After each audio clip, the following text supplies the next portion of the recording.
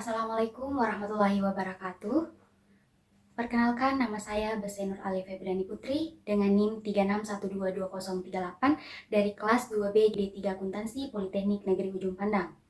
Pada kesempatan kali ini, saya akan menjelaskan tentang siklus pendapatan dan penerimaan kas dari perusahaan yang telah kami wawancarai. Terlebih dahulu, saya akan memperlihatkan perbandingan data flow diagram untuk aktivitas utama perusahaan, siklus pendapatan dan penerimaan kas sebelum perubahan menurut perusahaan dan sesudah perubahan menurut kelompok kami. Kemudian saya akan menjelaskan flowchart untuk pemrosesan data siklus pendapatan dan penerimaan kas menurut perusahaan. Dimulai saat pelanggan melakukan pemesanan. Bagian admin akan membuat dokumen pesanan pelanggan dan daftar bahan baku yang dibutuhkan. Pelanggan kemudian diarahkan untuk melakukan pembayaran DP 50% dari total pesanan. Bagian produksi menerima dokumen pesanan pelanggan dan daftar bahan baku, kemudian mulai memproduksi pesanan pelanggan. Saat produk selesai dibuat, pelanggan akan mengambil pesanannya dan melakukan pelunasan.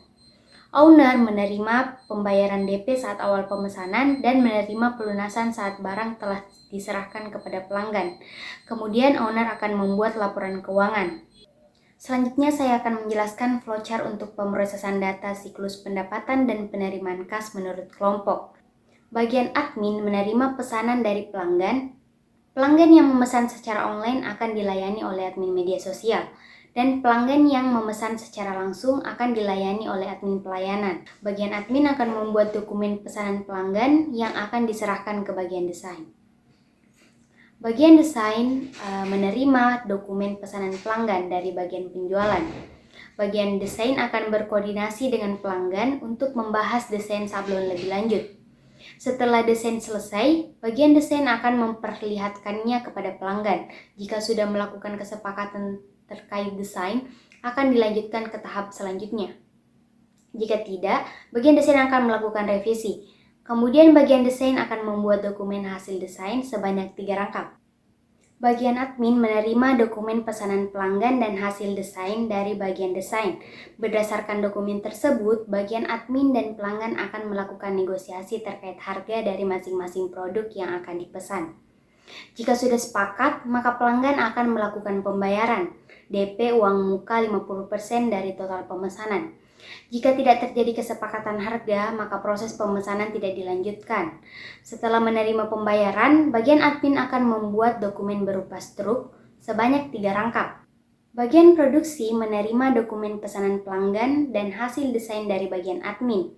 Berdasarkan dokumen tersebut, bagian produksi mulai membuat pesanan pelanggan. Setelah produk selesai, produk akan diserahkan ke bagian gudang. Bagian gudang menerima produk dari bagian produksi. Kemudian bagian gudang membuat dokumen pemakaian bahan baku sebanyak 2 rangkap. Bagian gudang akan menghubungi pelanggan untuk mengambil pesanan yang sudah selesai.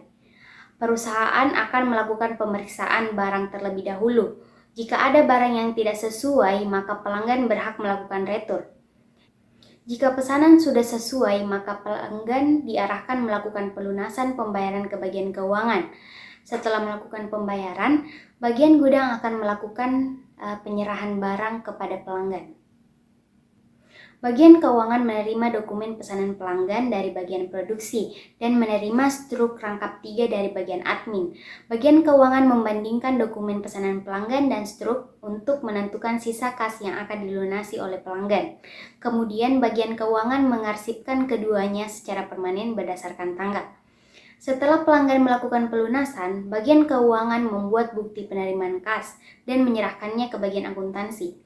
Bagian akuntansi menerima dokumen berupa struk rangkap 2 dan bukti penerimaan kas dari bagian keuangan untuk dicatat ke jurnal penerimaan kas dan dokumen pemakaian bahan baku dari bagian gudang untuk dicatat di buku pembantu persediaan dan diarsipkan secara permanen oleh bagian akuntansi berdasarkan tanggal.